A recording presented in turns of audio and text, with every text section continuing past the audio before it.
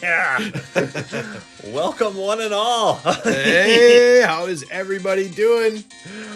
Good to have you guys back here. Yes. This is the Retro Review Crew. That's right. We're not dead. No. It's been a while, but we are back. 6 months since we did Mortal Kombat. Huh? Yes. Yeah. Oh. Wow. Seems like just yesterday. Yeah, the holidays and all that good jazz. Oh my gosh, yes. Time flies by when you're having fun and playing good old school games. We probably could have had this episode done probably like a month ago, but things happen. We wanted to, space out a little bit. Absolutely. Make sure we were refreshed and ready. And yes. Here we are today. Yes, here we are. We're doing another sequel game. If you remember, Mega Man 1 was the first game we reviewed. Yes, many moons ago. It was, almost like 3 years ago now. Yeah, crazy, but awesome game. And now today we are glad to be doing the sequel, Mega Man 2. Yes. By our good friends at Capcom. Good old Capcom. Absolutely. This was actually one of the first Mega Man games I ever played. In fact, I think it was the first one I ever played. I never played one until quite a while later on in life. Yeah. But 2 was one I got for my birthday when I was just a kiddo on the original Nintendo plan. And still to this day is probably my favorite Mega Man game. Just a lot of nostalgia, but also just a solid game all around. Yeah, definitely. I have no history once again with this game. Unfortunately, I just didn't get into the Mega Man games around my era. But I had a lot of fun, though, playing it now. So that was cool. But I guess for Mega Man 2, so this came out in 1988. What'd you get, around 88, 89, somewhere around there? It would have to have been around like 89, 86 for me. Or not 86. I would have been probably about 6 years old, so probably 90 would be my guess, maybe. Because I was a youngin' at that point, but so I got around then. But yeah, I remember getting it for a birthday and being a humongous fan right out the gate. I think it was a nice change from the first one, too, because it still has its sections that are difficult, but I feel like it was a little bit more, let's say, first-time friendly for a lot of people. Yes. It's easier to jump in and play this one than the first one, I found. But that was probably part of what made me enjoy it so much early on, is that I felt like I could get a feel for it. And just like with the first game, it's a lot of trial and error. Yeah. You learn as you go. Yes. Figure out which bosses are easier to take on early and the order and all that good stuff that makes a Mega Man game a Mega Man game and the classic that we know and love. Very innovative concept, but especially in the kind of the early stages of video games. I mean, not like the super early, but I feel like the 80s were when video games finally got their kind of groove going. So Absolutely. 70s was just the beginning. 80s was really when they started. No offense to all the hardcore Atari fans out there. That was unfortunately a little before my time, but I know that there's some people out there who still love the good old-fashioned Atari and all those good days there. We're going to be playing some Atari games on here. So, absolutely. So for some of the older listeners on this podcast, it's coming. We're not hating. We're not hating. Even though you can't beat those games, we will review them. Yes. But you can get the high score, Dignatus. You can. And speaking of high score, that's something about Mega Man 1 that they had, but they don't have in Mega Man 2. Why do you think that was? I don't know. I think some people might have just thought that, what's the point? Or maybe some people didn't like the idea that there was things that would drop from enemies that would give you points, but have no other effect. I mean, points really didn't matter for the game other than if you're just trying to compare with other people. Right. So they took it out. I mean, I didn't mind it in the first one. I thought it was actually kind of fun just to see what you could get. But it was never really a crucial thing. It's not like you got to a certain amount of points and you got an extra life or things like a lot of arcade games. But yeah. It's almost like it had an identity crisis where it didn't know if it wanted to be Pac-Man, where you're trying to get the high score, or if it wanted to be like a new concept where it's like a level game and you're trying to platforming and everything. Yes, a platform. I would agree. So I thought that it was strange that it was in the first game, and it being taken out, I don't really miss it, but I also kind of think, it was kind of an interesting little idea. Yes. I don't think the first one ever recorded your scores or had a top 10 scores like you would see like an arcade game or other ones. Right. Maybe if they did that, had done that, then it would have a little more reason to come back that way. But yeah, for whatever reason, they axed it, and I'm okay with it. But it's still kind of an interesting little concept that they didn't follow up on. Yeah. And sure. I don't think that in any more games in the series, this or X or whatnot, that they brought back the high score idea of having enemies drop things and then washing your scores. But if I am incorrect, I very well may be. Feel free to leave a comment on the video. Sure. Yeah. I would love to know. Well, there are some interesting Mega Man games out there. Yes, there are. There really is. All kinds of subgenres and branches and all kinds of things. Yeah, no kidding. So, all right, let's dive into the history of this thing, shall we? Take us back. And then we're going to review it. Take us back to the 80s, my friend. All right. Let's go here. One quick little side note is that I always still find very interesting is that how those early Mega Man games had the weirdest little covers. They didn't have like a spready character. They had like some kind of like a humanoid guy who looks like he was holding like a gun or something. Yeah. You see it in the first one, and you do see it in the second one too. Like they tried to make them look a little too much more like humanoid on the front. Yes. And a little less like spritey like they are in the like game. They actually are. Like it almost looks like a Tron like movie poster from the 80s or something. It's so weird. Yeah, very strange, but yeah. I guess it gets the job done in a way. They sold plenty copies, so. Yeah. Nothing to say, just a little odd little side note. No, that's good. So, all right, the first Mega Man game released in 1987 was not successful enough to justify the immediate development of a sequel. That's a little crazy. Yeah, surprising. According to Roy Ozaki, director Akira Kitamura had wanted to make a sequel to Mega Man, but producer Takeru Fujiwara was against it. Ooh. Kitamura then went to Capcom vice president to get permission to make the game. Capcom allowed the development team to create a sequel on the condition that they work concurrently on other projects as well. Interesting. The staff spent their own time on the project to improve upon the original by adding more levels and weapons, as well as improving the graphics. The project supervisor of the first Mega Man invited Inafune to the sequel's development crew. Inafune was working on a separate game at the time. On the previous game, Inafune worked as an artist and character designer, but became more involved in the production process of the sequel. Working on Mega Man 2 marked my second year at this, and I even got to mentor a new kid, which opened up a whole new world of stress for me, Inafune recounted. The development time for this game was only 3 to 4 months. Wow. If you can believe that, yeah.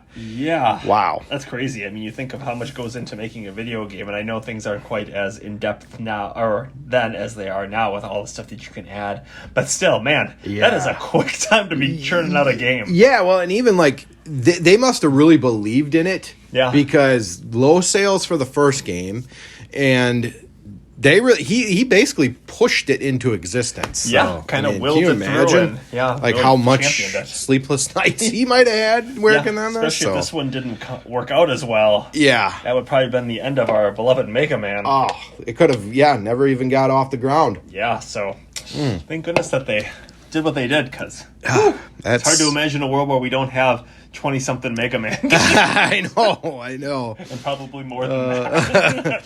We wouldn't have them in Capcom versus Marvel, Yeah. Marvel versus Capcom, yeah. We wouldn't have them. That'd be sad. It would, very sad. Due to the limited amount of cartridge space available for the first game, elements such as planned enemy characters were omitted from the final product. The unused content was later transferred to Mega Man 2. That's interesting. Okay. The team was limited by the graphical capabilities of the console and designed characters as pixel art to maintain consistency between the designs and final product. Some design elements, however, were lost in translation. The gameplay system from the original game was kept for Mega Man 2, but the team included more traps for the player to navigate. The game's 3 support items were added to aid the player because of complaints from consumers and Capcom's marketing department regarding the original game's high difficulty. Yeah, well, I could see that. Yellow Devil, yeah. Yellow Devil's a pain on some of those platforming things. So that's why we get item 1, 2, and 3. Yeah, I can see that. In addition, makes sense. Inafune's supervisor was especially unsure about the usefulness of the energy tanks.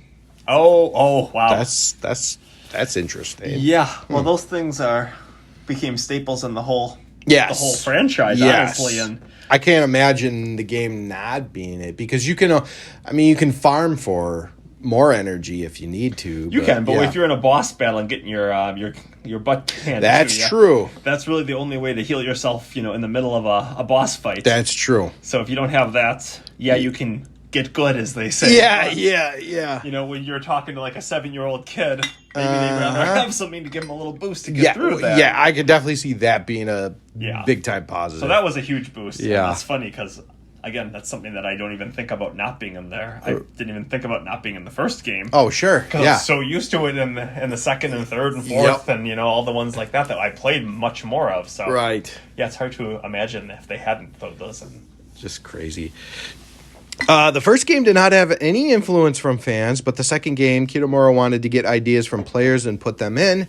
The developers allowed input from the public by including boss designs created by fans. Capcom received 8,370 boss submissions for the game, although even the designs for the final 8 Robot Masters were tweaked. Sure. Inafune intended his artwork for Mega Man 2 to be the more anime-ish than in the first game. A second difficulty setting was added for the North American release. The original version was labeled difficult, and a normal setting was created that made the arm cannon and boss weapons more powerful. Interesting. The soundtrack for Mega Man 2 was composed by Takashi Taishi, credited as Origetsu-kun. I think I'm saying that right. I don't know. It's a tongue twister. Some of the names are tricky for us to pronounce, but we're giving it our best shot. We'll do our best, yeah. With Mega Man composer Manami Matasume, credited as Manami Littel, included for having her work on the credits theme from the first game repurposed for the title screen. Okay. And for co-composing a minor part of the melody for Airman stage. As with the previous game, the sound programming was handled by Yoshihiro Sakaguchi, credited as Yuki-chan's papa. I do remember that from the credits. It's hard to forget that. Tadaishi's initial compositions for the game were varying moods, with some of them being considered too cute by Kitamura, requesting them to be changed to fit in with the rest of the soundtrack. A single fragment of this declined concept remains in the game as Crashman's stage theme. The widely praised piece used for the first 2 Wily stages was heavily compromised due to data limitations, with Tadaishi being forced to use the first 8 measures of the song multiple times throughout it. Intent to compose a song exclusive to the second stage was quickly abandoned for the same reasons. It is currently unknown if this speculative song exists. Interesting. So, veteran video game cover illustrator Mark Erickson painted the North American box art, which included Mega Man firing a pistol instead of his landmark Mega Buster. Yep. You're just talking about that. Erickson explained that he was unfamiliar with the game and it was directed by the Capcom America creative team to give Mega Man a pistol. I'm just picturing Mega Man with the Mega Buster on one hand and just walking around firing off a pistol. It's like, you don't want to mess with. It's one tough hombre. Things were a little more difficult back in the 80s, I can imagine. You didn't have the internet, so... Yes. And you're really either going by magazines or newspapers or something, or if you actually played the game. But clearly this guy didn't. He was unfamiliar. So yeah. Probably listening to too much, new wave music. He was getting down to it. Yes. Which, don't get me wrong, love it. Love me some Tears for Fears. Right? Watching Tron? Yeah. That's right. Yeah. Absolutely. The 80s. I might have just been a little kid during it. It was a darn good time. It was a crazy time. It was a lot of cocaine. Okay. Yes. Luckily, we weren't exposed to that. That's right. Just video games and music. So the reception for Mega Man 2. Though the first Mega Man game had relatively low sales, Mega Man 2 was a huge success. Since its 1988 release, Mega Man 2 has sold over 1.5 million copies worldwide. Yes. The game is the highest selling in the Mega Man series and Capcom's 58th highest selling game. Wow. I'm sure there's a lot of Street Fighters. Probably. They definitely branched out. Mega Man 2 was critically praised. Electronic Gaming Monthly's 4 reviewers, Steve Harris, Ed Semrad, Don Norut and Jim Ali rated the game favorably, each scoring it 8 out of 10. They stated it was better than the first Mega Man, citing the improved audio visuals, new power-ups, and password system. Norut and Ali, however, expressed disappointment that the game was less difficult than the first game. I'm not I don't know about that. It also gave you the 2 difficulty options in North America. Yes. And that was like the big complaint about the first one was how difficult it was. Yes. So to those guys, I say, come on. No kidding. I mean, so... we don't really need to read everybody's review, but for the most part, this game really sold well. It was rated well, and pretty much set up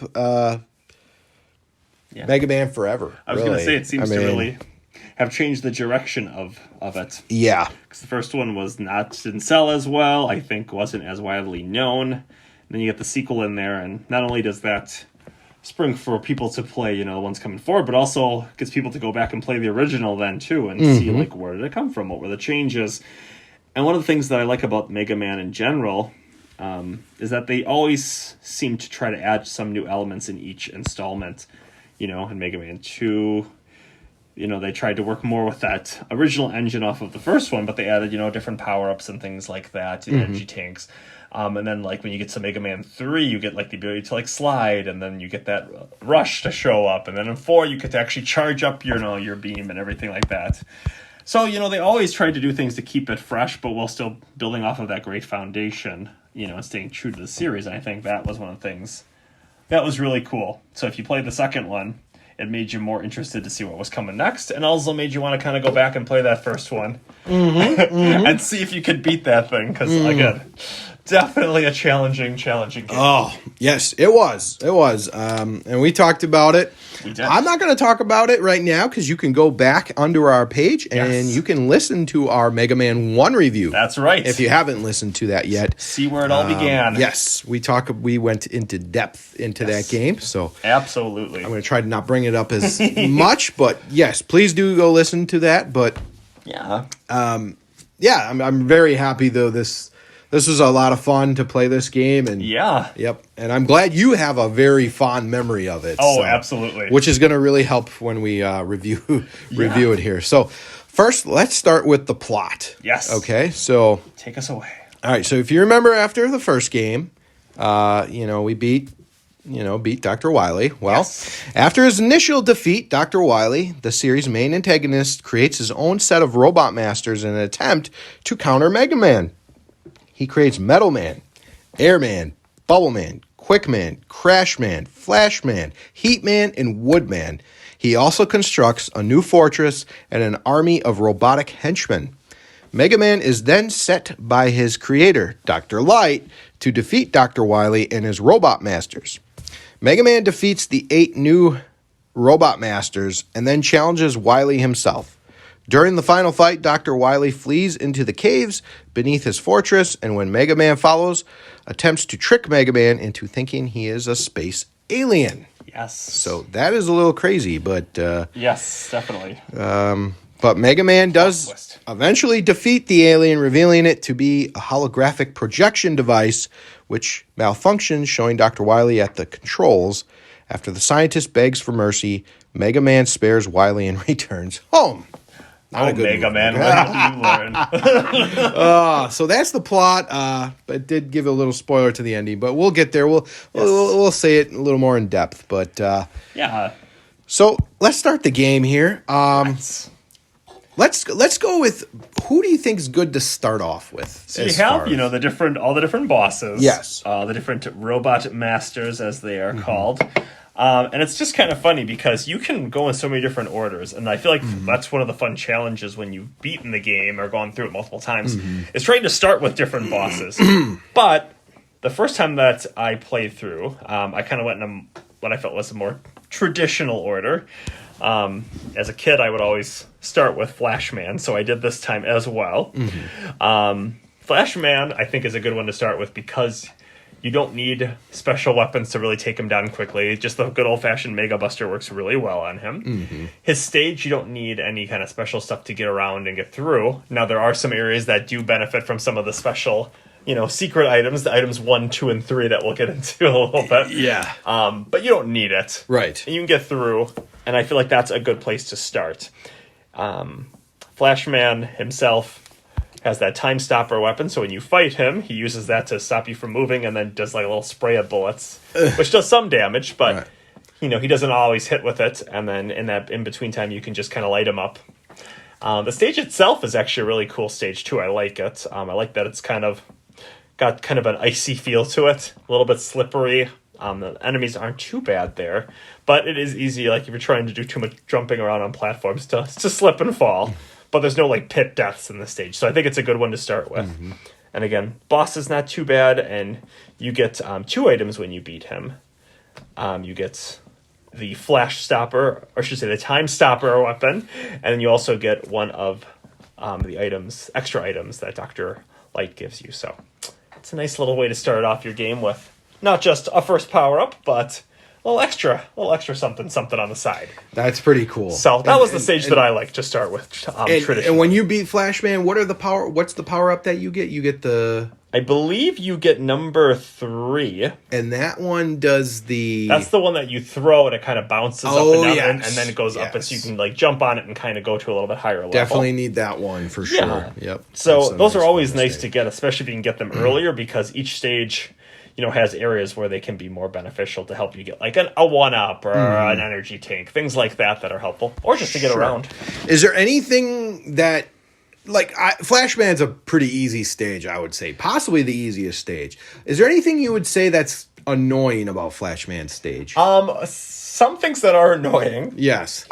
About his stage is that if you do start there are areas that are closed off to you because you don't have the items necessarily to get through some of those barricades. You don't have like the number 2 item that you can ride across like a rocket from one thing to the next. So that can be a little frustrating because there's areas that, especially if you haven't played before, you jump in there, you're like, how am I supposed to get to this? Yep. It can deny access to some of those extra things. The slipperiness of the stage can be annoying too, especially if you're trying to jump from platform to platform or trying to turn around quickly. Anybody who's played any game like this before, or really almost any kind of platformer, knows that those icy stages can get you killed or can make you take unnecessary hits. So learning how to use that and how to stop and give yourself enough time before trying to turn and then sliding into an enemy and taking damage is a big thing. Mm-hmm. Other than that, I don't think the stage is too annoying. There are a couple of those big bosses. I don't really know what they're called, but those big mecha guys that have one of the guys with like the shield that ride them around, and those can be tough. Those guys are really annoying. Yeah, they take a lot of hits. They do, especially when you start the game and you don't have any power ups to take them. You're just using the Mega Buster, so those guys can be kind of annoying. It takes a lot of damage from them. But those would be the only things that I could see being annoying. And once you've played through the stage a couple times, you kind of learn how to circumvent a lot of that stuff and get through without too much trouble. Yeah. I was just going to say at Flashman, I had no trouble with him. I don't think most people shouldn't have any trouble with him. So, I mean, but if you do it first, I could see it maybe a little different. But yeah, well, so much of all the Mega Man games is just learning patterns of enemies and bosses. And if you don't know the pattern at first, you could find yourself, getting stuck in a spot where he runs into you and does damage to you that way, too. Right. So once you learn his pattern, you can kind of jump around and figure out how to make him miss you. Pretty simple. Yeah. Yep, I agree. So let's talk about the one that I started with, never having played this game, Bubble Man. Oh, the Bubble Man. Yes. I'm just going to say offhand from, my recollection is the spikes and the different in jumping, because you're in the water, which you jump higher. Yes. So you're going to definitely have to get used to that part of it and try to not, try to avoid the spikes, obviously. That could be because it's instant death. Yeah, so. Which is no good. Yeah. Yeah, that stage has a lot of cases where you can either fall during some of those early platforming things and die, or the spikes, which are instant death underwater. Yes. So the stage, although itself is actually one of my favorite stages, there is a big learning curve with that, learning how to jump in the water so you don't jump so high and just jump right into the spikes. Yeah. And knowing when to time your jumps and things like that. But yeah, I think it is a really cool stage. It is. I think it's definitely like very innovative if you're just basing it up from the first game. Yeah. It's totally different. Yeah, it really gives you a lot of respect for what the team came up with that was working on it, because they, had some limitations to what they could do, especially in that time period. Yeah.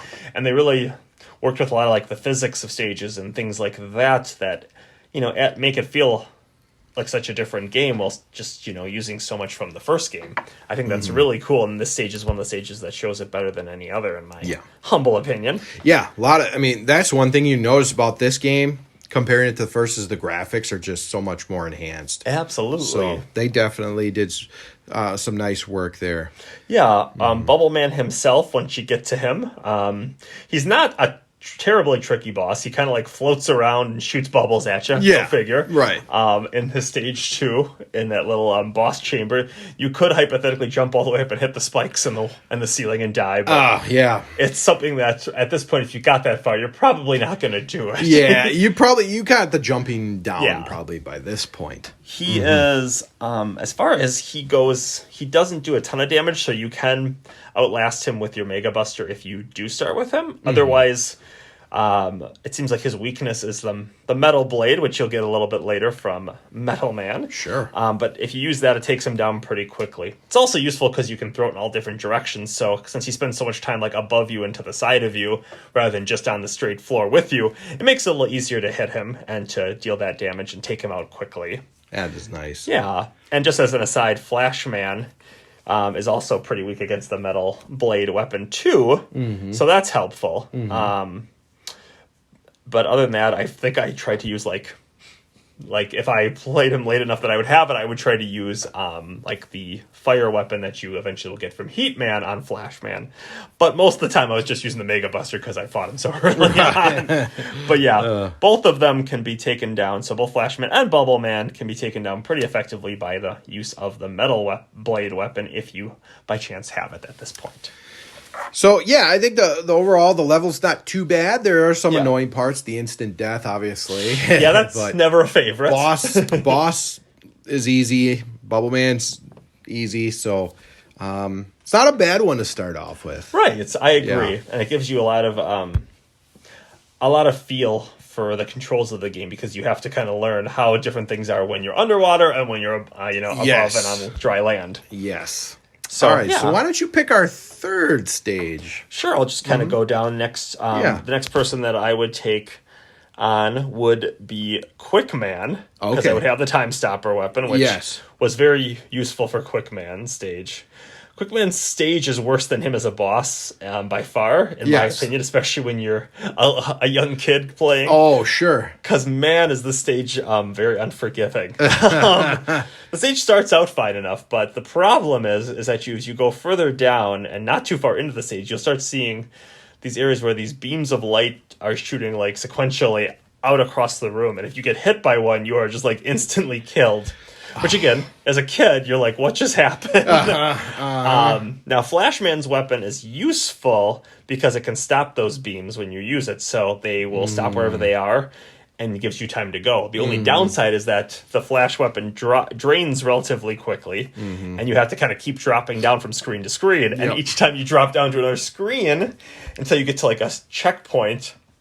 Not really a checkpoint, but a point where they're not coming out to kill you, you're just going from screen to screen and hoping that you're going down the right way. Now, you have to keep dropping down on different sides, and usually they like to give you a little choice, because one choice will get you where you need to go, and one's probably going to get you killed. Yeah. Because you just don't have enough time before the next beam comes across. Yep. So that is a tricky part of the stage. That's by far the worst part of the stage, is those ding beams. That was a pain in the butt. Yes. Yeah, it took me plenty of times. And I think what I did was I memorized like 2 of them, the ones I could do without using the Flashman's power. And then the ones that I knew was really hard, that's when I used it and finally got down there. So that's huge. Once you get past that part and you're finally done with the beams, you can breathe a big sigh of relief. And if you can refill your Time Stopper ability, that's helpful, because it does do damage to Quick Man once you get to him.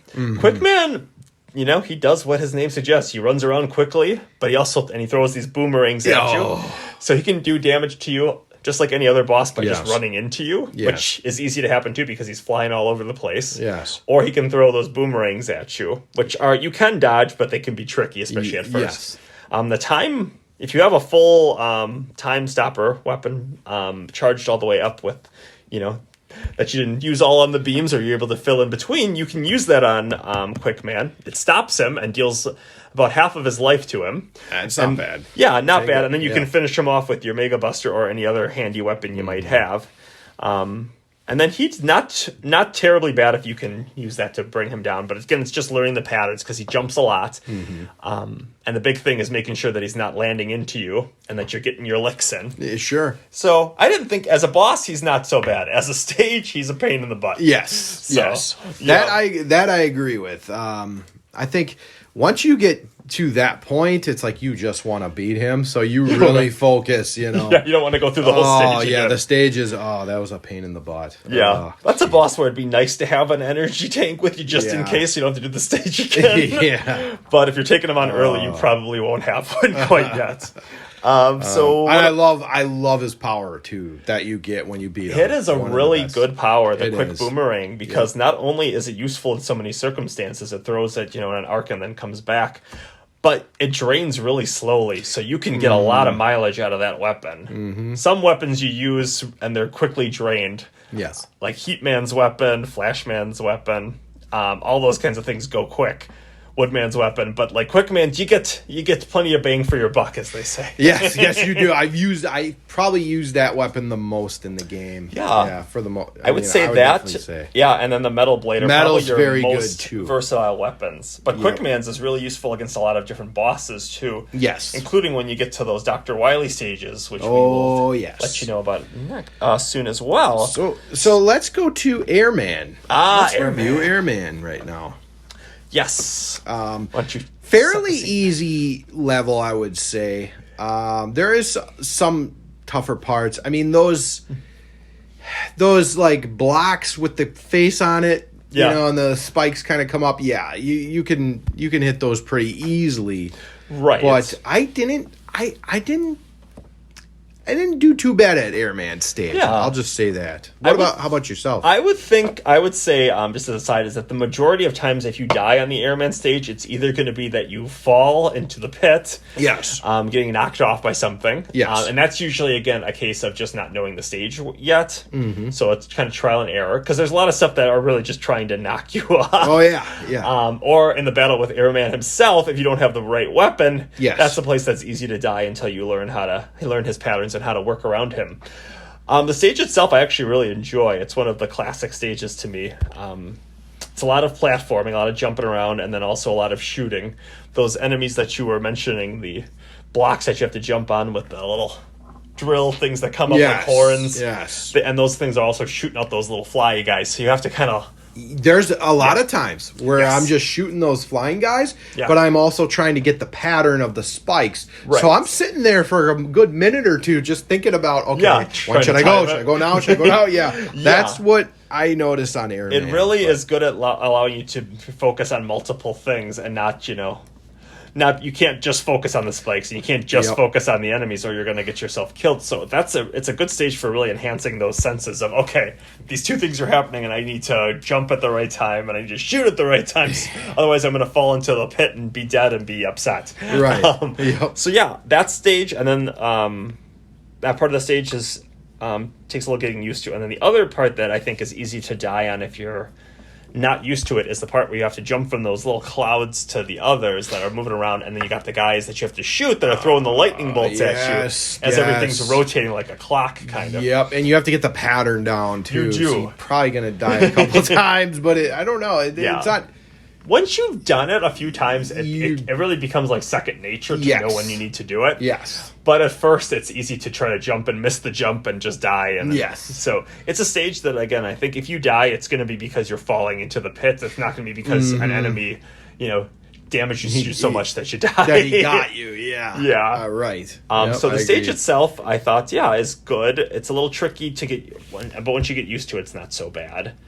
Airman himself He is a tough boss if you're not prepared for him, which is true of a lot of bosses. Little tornadoes, yeah, wind tornadoes that come out. Right, he shoots a bunch out, and it's hard to get a shot that hits him because if it hits one of the tornadoes, it just bounces off. So he's a good boss to fight if you have a lot of patience to learn exactly how to get to him. Otherwise, if you have Woodman's weapon, the Leaf Shield, that is probably your best bet. Okay. It does a lot of damage to him. Yep. Again, it's tricky to get through. Yes. Because of his, whirlwind tornado things he shoots at you. But it only takes a couple of hits from that to take him out. So you kind of jump over and look for your spot, hit him, wait for him to do it again, and then just hit him again, and that's all it takes. The Leaf Shield does so much damage to him. It's almost kind of comical. So that's the one. That's the level you want to get, or you want to beat before you go to Airman, probably. I would say, yeah. Other things that are useful, though, like the quick boomerang is a useful what I item. got him on. Yeah, that's pretty useful. I've heard people say that they can sometimes use like Heatman's atomic fire weapon on him. Usually, I do Airman before I go to Heatman stage because that number 2 item that you get for beating Airman is so useful. Sure. In the Heat one. Yes, number 2 weapon is great. Yes, so it's that one that you kind of ride like a rocket kind of across the stage, so it can get you past areas that... I'm a fan of that one, yeah. And you also, when you beat Airman, you get what's called the Air Shooter, which, again, is like a little Tempest kind of basis of what he says. So it's you shoot out like three tornadoes, blue tornadoes, and they go up kind of like diagonally. They're pretty useful as well against a lot of common enemies, things that are up from an angle from you that might be hard to hit. And they're also really good against those guys I was talking about in Flashman stage that are riding those big mecha things, because it knocks them out of those pretty quickly. And then you can just deal with them with the shields and not this giant thing jumping around at you. So that's kind of Airman stage in a nutshell. Anything else that you'd like to add about Airman? Not too much. This was not one that I struggled too much with. I mean, it was a good... I probably died a few times, but I got the... This one didn't seem to frustrate me. We'll just say that much. Yeah, you just have to have a little patience and a little timing and a little awareness. I think you'll get it. Yeah, it's not one that I would do like first stage out of the gate. Sure. But it's a good mid to late stage. That's what I was thinking. It wasn't up to the really hard ones, but it's not the really easy either. So So why don't you go and pick our next one? Absolutely. Mm-hmm. So for our next one, I would say, so we did Bubble Man. I'm going to go with Metal Man, actually. My good old friend, Mr. Metal Man. Okay. So he's one that on occasions I would start with, too, because his Metal Blade, the weapon very you get from him, great. It's just so useful in so many circumstances. Yeah. His stage, you just kind of drop down, and it's mechanized. It's, looks like you're in some kind of a weird factory, which makes sense. Right. The stage itself, I actually think, is not bad at all. The big thing there is the conveyor belts and getting used to which direction they're pointing in. Okay. If it's pointing like it's going forward, you're going to go faster on it. If it's pointing the other way, you're going to go very slow. Mm-hmm. And a lot of times when it's pointing the opposite of what you're going, you're actually going to have to kind of jump as you go to get past that. Sure. So that is something that can be a little tricky at points, making sure that you're making your jumps right. Mm-hmm. If you're further, back and you're trying to jump, and the arrow's pushing you back, you probably won't make your jump, and a lot of times that can get you killed. Other things in the stage are those big claw things that drop down as you try to go through. They can do a lot of damage too, but as long as you know their patterns, you can avoid them and you don't have to take all that damage. Yeah. You can't kill them or destroy them, so you just have to watch and get the pattern down. Yes, they do take a lot of damage and try to avoid getting hit by those things. Absolutely. They will make you sad if they hit you too many times. And then the other thing in that stage that I find interesting is you have the clown looking guys that are riding giant gears around. Oh yeah. And they're not like tough or dangerous. They're just really weird because you can kill the guy on them or you can kill the big gear that they're running, and then the guy just kind of falls to his death, or you can shoot him. So it's just one of those weird little enemies that I don't think you ever see outside of that stage. So it's a good stage, a good one to start with, gives you a feeling for some of that platforming. Yes. And then when you finally get to Metal Man, he is I would say he's a medium difficult boss. If you have, I always use the quick man's weapon on him. Yeah. Or if I'm facing him like really early, then I would just use the Mega Buster, and they both work really well. Sure. Again, that's a lot of it. You're going to take some hits with him because he's throwing those metal, sharp metal, blades, saws or whatever they are. Yeah, circular saws. Yeah. So you're probably going to take some damage, but as long as you're getting the best out of the exchange, you'll be fine. Again, it's a lot of jumping and dodging and just making sure you're hitting him as much as he's hitting you, and you'll be fine. And you're good. Yep. Yeah. He's kind of like Quickman, that he's constantly jumping. Yes. So you just have to... They can be annoying at times. Yeah. Yep. I agree with that. Yeah, it's funny because when you face him the second time around later in the game, which, spoiler alert, he's actually very weak against his own weapon, the Metal Blade, which is kind of hilarious. You can kill him in like 2 shots with that bad boy. Sadly, unless you could hack the game, you can't do that to him the first time around. Yeah. But the quick boomerang and just the Mega Buster itself actually work really well still. You won't kill him in 2 shots, but he'll go down pretty fast. He'll go down, and you get his pattern and whatnot. Exactly, and his is one of the most versatile weapons in the game, up there with the quick boomerang, so not a bad boss to start with, too. No. What are your thoughts on Metal Man and his... I love the power. I love getting the metal power. I mean, you're going to really need that versus Dr. Wily, in my opinion. It takes enemies out so fast. Yeah, when you get to that castle. Yes, when you get that stages. A bunch of Wily stages, it just takes enemies out super fast. Yeah. But not good if you're trying to farm for things, but if you just want to get rid of the enemy quick... Yeah, it's a good one to have for sure. Yeah, and it drains quicker. I believe it drains quicker than like the quick boomerang does, but not like a terribly quick. You just gotta. But it's easy to use it so much that all of a sudden you're like, well, I ran out of stuff. Yep. So if you're farming to get energy for other stuff, just make sure that you are replenishing your Metal Blade along the way. Yep. It does go down quick. Yeah. So. All right, and then after that, let's go to Woodman. Woodman, yes. Pounds his chest like King Kong. That's right, he does. Looks like a big fluffy, I don't know what. But Woodman, why don't you tell us about your experiences with Woodman stage? I liked it. The beginning part is you get the bats kind of coming at you. And, is this the one with the ladders? Like the 2 separate ladders? Or no, that would have been... I think you might be thinking of Crashman. Crashman, okay. Yeah, Woodman's stage was not that bad to me. Yeah. If you have the Bubble Man's power, which I did at the beginning, you can take them out pretty quickly. So yeah. Yep. I have to say, the stage is probably my favorite. I just love the whole design of it and the wackiness of a lot of the enemies, because almost all the enemies, if not all of them, are based on just different animals. Yeah. The rabbit, right? Yep, you got the rabbit that'll throw mechanical carrots at you. You got the jumping chicken, like ostrich hybrids at the end. You got... Another really nice graphic looking level, for sure. Yeah, and I think that's part of what I like so much about it. Like, it looks like it's night when you're in there, and then you get to the top, and you got like the big apes that are jumping around and holding on the bottom of the platform. You got those dogs that are like breathing fire. Just kind of a crazy, like, all over the place kind of stage. And I like it, and it's not that it's not like super hard, so it is a good stage to kind of get your bearings and kind of get your sense of the game. There's a couple areas where you could fall. The areas around the apes, but most of it's going to be death. If you die, it's going to be because you're just getting your butt kicked by those enemies, especially like those dogs are that are shooting out the fire and everything. Those are a little tricky to get used to at first. Yeah, because it's hard to get yourself in a position to hit them and not get hit back. So that's where having weapons like Metal Man's or Quick Man's can be helpful. Yes. Well, otherwise, you're just kind of jumping in, trying to pop them quick and then jump out. Take them out quickly. Yep. Yeah. Yep. So yeah, I love the stage. Woodman as a boss, I didn't think was...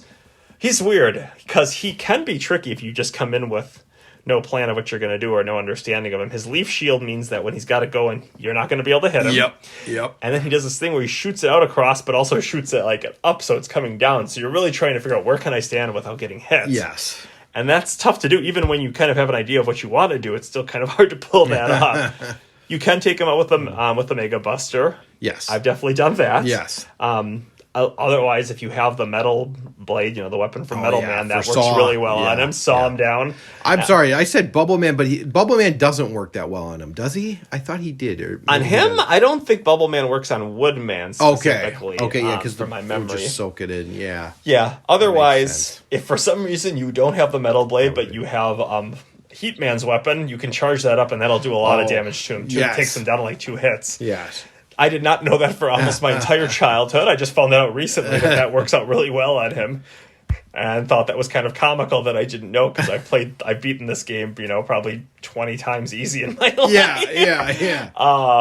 So I thought that was very funny that even now I'm still learning new things. So, there you have it. What did you think about fighting good old Woodman? I'm pretty sure I used the metal man because this was one of the last stages I did before the end. It was one of the last. I don't know if it was the last, but the metal took him out quick.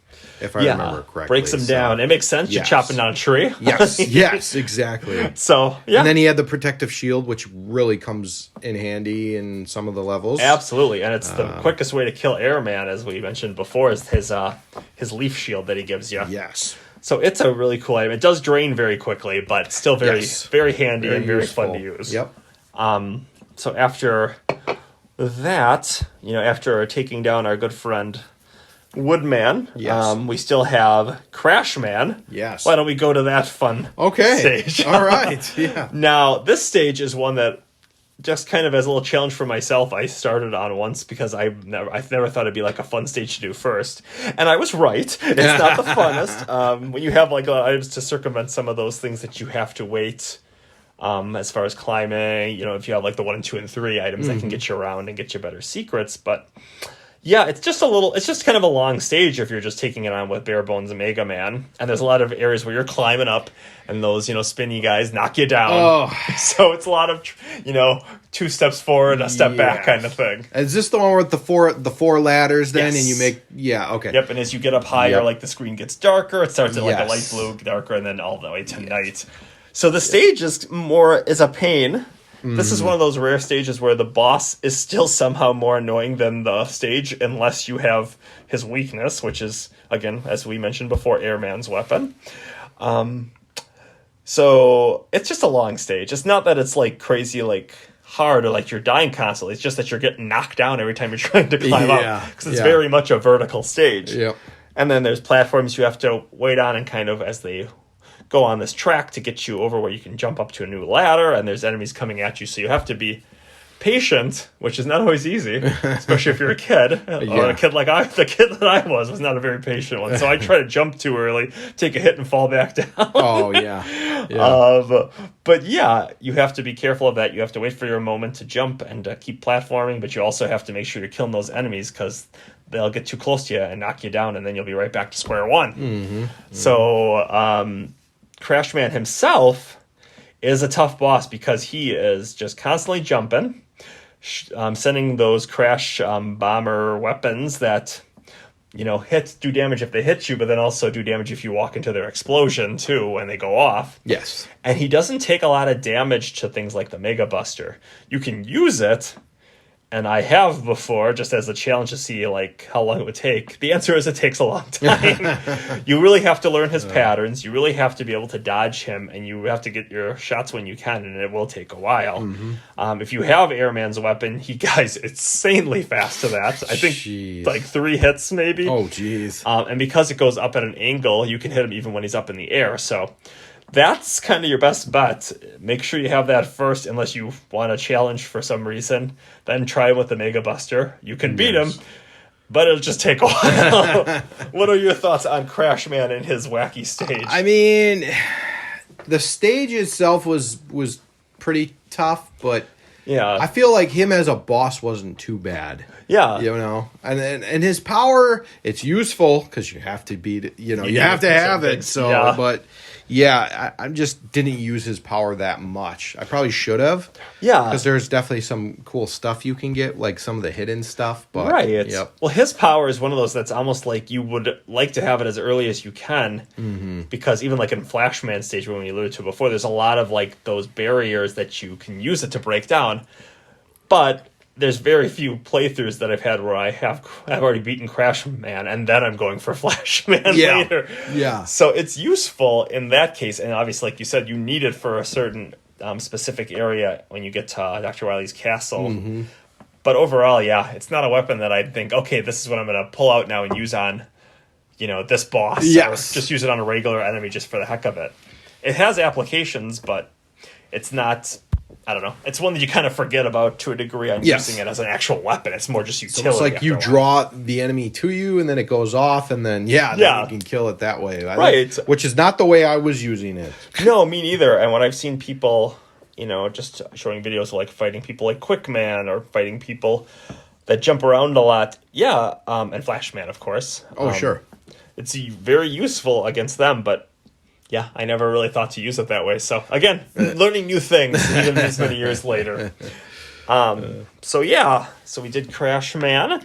Then we have... one left? I believe so. We have good old Heat Man. Mm-hmm. He was the guy that I most typically finished last. Yes. I did, of course, try once to start with him. Again, took a long time.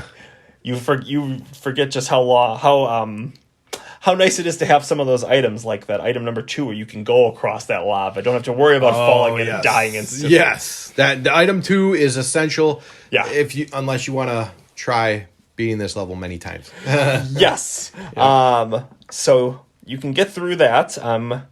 Then you're awesome. But if you can't, it's nice to have item 2. So his stage is by far worse than him. Heat Man is not an easy boss, but he isn't that bad once you learn his patterns. Mm-hmm. But his stage, on the other hand, is just kind of a little bit of a trudge. If you don't have anything special to help you through, it's a lot of platforming, a lot of jumping, a lot of trying not to fall to your death in the lava. Yeah. And this is the stage that really likes to introduce those disappearing blocks. If you remember from Mega Man 1. Oh, yeah, that returned. Iceman stage. Yes. And this is a big here. And just like an Iceman stage, it's very easy to die if you don't follow the pattern of those blocks properly. So it's learning like the timing between when one appears, which one's going to appear, and when the one that you're on is going to disappear. Yeah. So it's a lot of just, trial and error. For me, I plummeted to my death so many times, and before I got used to it. And even now, I still have to, when I go back and play, I still have to kind of get into the rhythm of it. Sure. So there's definitely a rhythm to it. But yeah, there's this part where they kind of introduce you to it, where it's like, well, if you fall, you're not going to die. Then you get down the part where you're like by the lava and you got enemies coming at you. And so you're like all kind of stressed out about that. And then you get past that, and then you got to go past a friggin' pit. Oh, gosh. Where you mess up, your timing's off, you fall down and die instantly. So if you have the item 2 from Airman, you definitely want that because you can just ride away all the way across that and don't have to worry. But if you don't, it's going to be a lot of trial and error. And that's what makes the stage difficult, is just there's so many areas for instant death. The enemies, you've seen them in other stages. Sure. They're not that bad. Sure. But you don't want... you definitely don't want them knocking in the lava either, so you have to be aware of your enemies and also be aware of all the hazards around you. Heat Man himself, again, if you fight him and you have Bubble Man's weapon, he'll go down very quickly. That's the one. That's his big weakness. That makes sense. Otherwise, I just use the Mega Buster on him if I don't, but I am... Like I said, the only time I would face him and not have the Bubble Man thing is if I started with him as just a weird challenge. So if you have the Bubble Man thing, you're going to take him out quickly. You can beat him with the Mega Buster, but you really have to learn his patterns to outlast him that way. Mm-hmm. What are your thoughts on Heat Man's... it was a hard level. I don't think it was the hardest. I still think Quick Man's was, with the laser beams that kill you right away. But still, it's challenging. I'm definitely not going to say it wasn't challenging, because it was. It took me a few times. You definitely need, for me at least, I needed the second weapon, the power number 2 weapon. So absolutely. I mean, there was a good amount at times I died here, but it wasn't like too bad. I think Quick Man's was definitely the worst for me. Yeah. Well, Quick Man's is tough too, because there's only so much prep you can do for that stage. You still have to outlast all those beams. Whereas this one, if you come prepared, it's not that bad. It's not too bad. Yep. Yeah. Mm-hmm. If you have the number 2 item, if you have Crash Man's item to get through a couple of those barriers, it's not such a bad stage. That's the thing, though. You want to do this last so you have all that stuff. Right. That's what I agree there. Yeah, I concur. Yep. So once you've beaten all of those 8 bosses, you get to see the little graphic of Dr. Wily piecing out to his castle. And that's how you know that you're now getting to the real, the real end part of the game. Because now you don't get to choose which boss you fight or in which order. You just got to chase Dr. Wily down his dastardly castle and find him. So the first stage, when you plop right in there, you already, like, the music already is, you know, it's got a different feel to it. It's almost like, okay, it's go time kind of music. Yes. You know, you're up for something epic. And that first stage, I think, is tricky. It is. It is very tricky. There's part I struggled on mightily, actually. Yeah. I mean, okay, so the first part is you're walking just on flat terrain, and there's a bunch of those. Are they the rabbits, or are they just the hopping robots, I think? There's some of those hopping robots. Yes. The ones that look like they're pulling their own strings. Yes. Yeah. Yes. Those ones are kind of annoying. They are, because they jump and kind of semi-erratically, so it's easy for them to land right where you are. Yes. And they do enough damage. And right away, it makes you use, I think, the number 2 and number 1 weapons, because you need some of the places where you have to jump, you can't jump just normal, so you have to use your specials. Exactly. So, you have to use a lot of those to go vertically, and then at some points you actually have to use them even to go horizontally to get all the way across in time, and that's... Oh, that was the worst. Yeah. So, just to give reference, there's a ladder on the bottom right-hand side, and there's a ladder on the top left side. So you have to figure out, okay, I need to use all my special weapons, but which one do I use? And how quickly do I have to use it before I can't go and hit that ladder? So it's very tricky. It took me so long. It was something that I learned because I was playing on the Xbox. That's how I'm beating it. You played it on the DS, correct? I put it on the DS, the Mega Man collection. Okay, so I figured I was using the controller stick. Yeah. It was a lot easier to use the D-pad like it was supposed to be played. So that was my fault, and I probably should have switched earlier.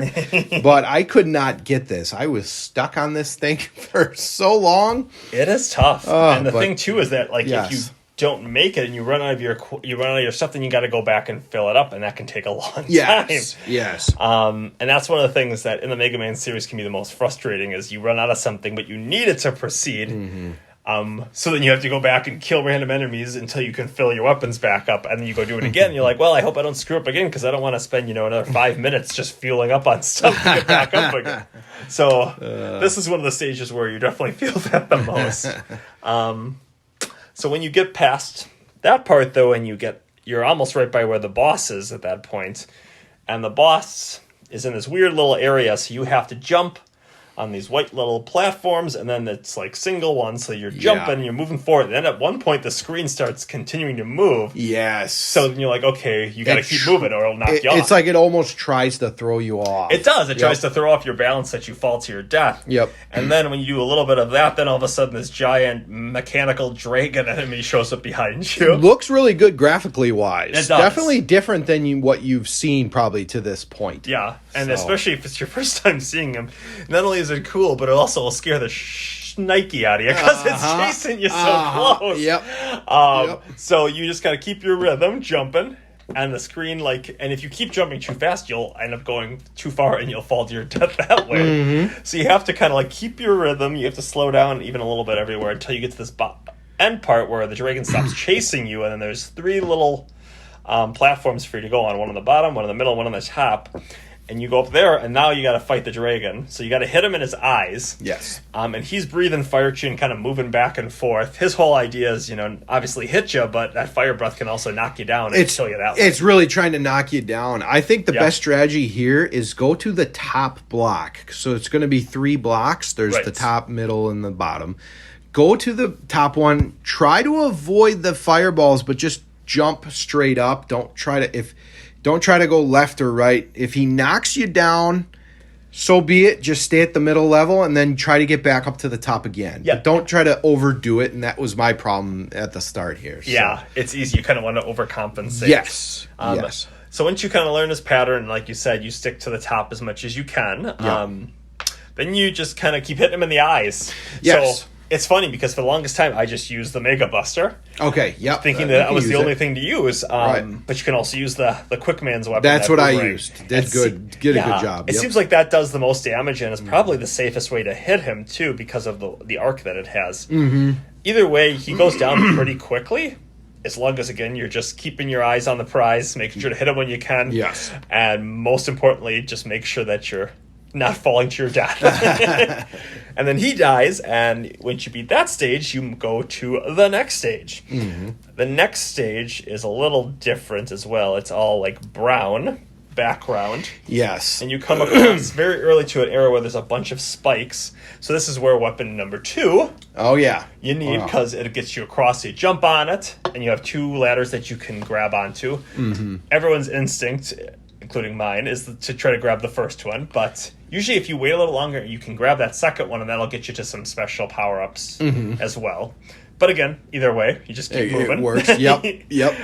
You go through there, and as you progress through the stage, you'll see some more familiar. Also better with the D-pad if you're playing on the Xbox, the Anniversary Collection. So just want to point that out. Yep. Absolutely. Yep.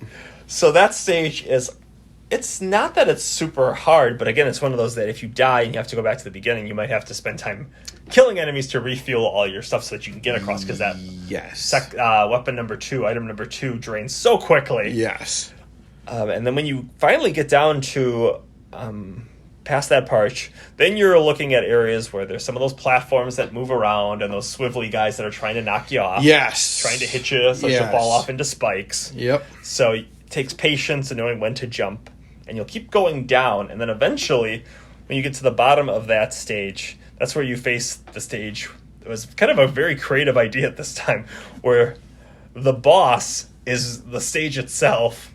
Like all the walls and the ceiling and the floor, they come out and like come together and then like try to attack you. Yes. It's very strange, and especially if you haven't done it before, you don't have any idea what the order is. Right. But it's kind of a symmetrical order, so if one side comes out at you, then the opposite side usually will come out next. And each time you kill one of these, the boss takes damage, and the next one comes out and moves faster. So it's a big thing to know, okay, where are they coming at me from? Yep. And if you can get a bit of an idea of where the pattern is, you know where to stand. Because you don't want to stand right when the next one's coming up, because they'll just do you damage immediately. I found out that standing in the bottom left corner for the first 3 is good. Yeah. And then trying to just, figure it out from there. But, obviously you want to, if you know the pattern, that's great. Definitely try to know the pattern. That'll help you out a ton. Yeah. And you can also keep your eye on where the enemies have already come from. And if you can stand in a spot that, enemies have come from both sides, then you know you can stand there when the next one comes out and you won't get hit immediately. I've seen all kinds of different weapons used for this one. Again, I just use the Mega Buster. Yes. But you can really find a lot of success using the Metal Blades weapon. Metal Man's weapon does a lot of damage, and it's really nice because they can come at you from all different angles. Oh, sure. Once they come together. So this way you can hit them from any direction. Works pretty well that way.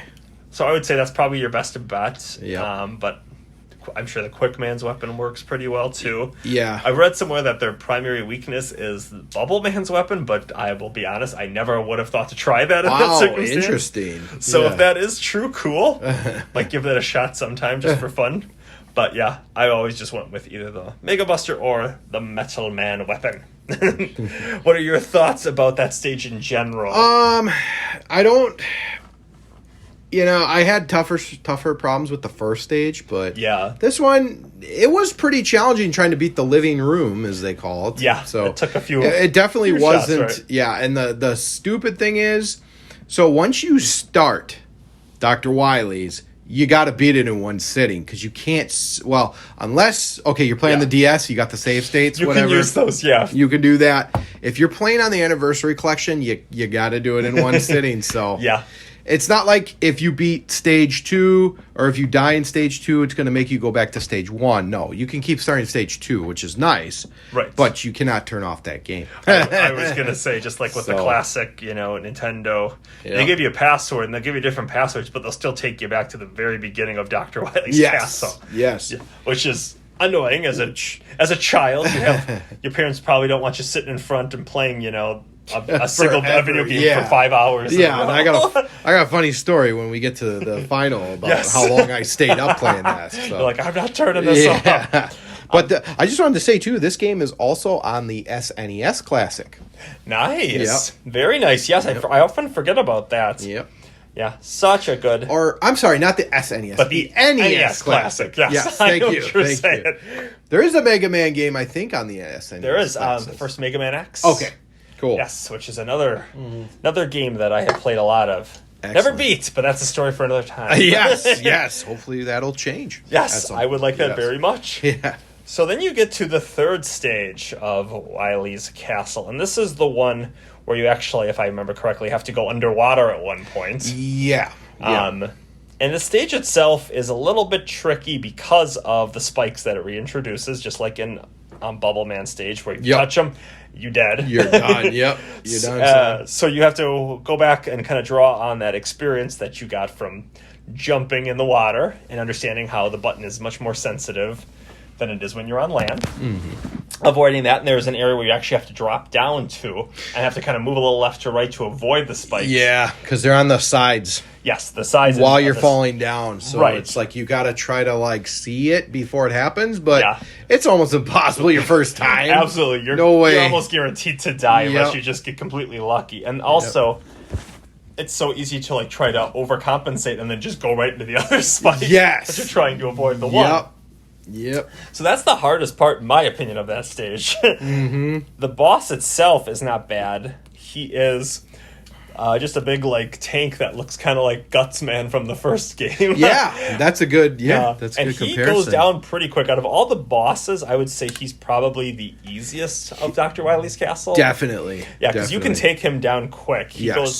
He just shoots random shots out at you that look kind of like what you shoot fire from the Mega Buster, and then occasionally like little enemies will fly out at you too. But yes, this is by far the easiest stage of Dr. Wily. Yeah, by far, I would say it's a nice little breather after the last one, and then coming up to the next one, because the next one's a whole nother story too. Pain in the ass. Yeah, but against the bulldozer guts tank or whatever we're calling it, very easy. Yeah, Mega Buster can work. Obviously, the multiple weapons I think work on him. I think the boomerang is another popular choice. I don't think I've really tried anything other than those two, but those both work really well.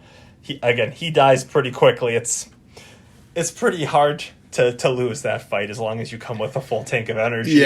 And a will to win. But then when you get to the next stage, this is the one where things are a little weird. This stage is, first of all, it's got like a purplish pinkish background. Everything, which all...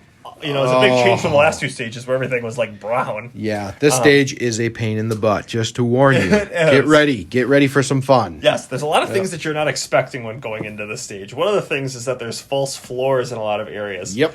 Which you can fall right through, and if you're not used to that, you will be very confused. Yes. So once you learn where they are, you can jump over them, you can get around them, but sometimes they'll drop you right into areas that you don't want to be and have to make you climb up again and then guess, okay, well, where is the next one? So that can slow you down. There's enemies in all kinds of interesting spots, but the boss, when we get to the boss, that's by far the weirdest thing, because you really have to be careful with how you use your weapons against the boss. And there's some other things here too where you have like a track line, and there's that elevator type thing that goes on this track, and they make it pretty difficult. Yeah. I think there's even one point where you have to use, or at least I used, Woodman's ability. The shield, the leaf shield. Because what happens is you just press the leaf shield, it's going to go circle, circle. Don't press anything yet. But when those flying enemies come at you, the leaf shield will just take them out. So, yep. That's nice. It's really nice. And I think that's the third one. The third elevator track part in this level. So yep, I think you're right. And there's a lot of knowing when to jump and when not to, and when to stay on the track that can be troubling and can get you killed if you're not ready for it. Yes. When you get past that point, then you're like, okay, well, at least I got past all that. Yeah. And then you got the boss. Oh. And the boss is really weird. Like, they were very innovative with some of these bosses. Like, the living room that you had to fight was something very different. The whole battle with the dragon even was kind of interesting. It was. They're all very different. Yeah. I would say. And then you have this one, which is... So basically, again, the boss is kind of the room. But in this case, it's all these individual cannons that will shoot, like, at a certain time, like, synchronized. They'll all shoot out at once, like, at where you are.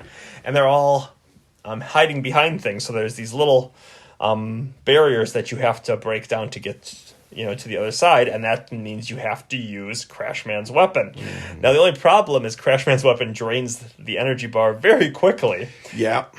So you have to be careful. You can't just use them on every barrier and then still have times to use them on all these cannons, because the cannons won't take damage from anything else. Correct. So you have to be kind of strategic about it. When you first go in there, it's really hard to know that. Yep. So you're probably going to die a lot as you try to figure out how to do it. Yep. Now, what adds even more to it is that it's on different levels of different elevation. So you have to pull out items 1 or 3 so that you can jump up and get to these areas, all while trying to stay alive, because these things will fire at you all at once, all the remaining cannons, and they're really accurate. They hit, it's hard to miss them. You don't have a lot of maneuverability in that area because everything's very blocky. Yep.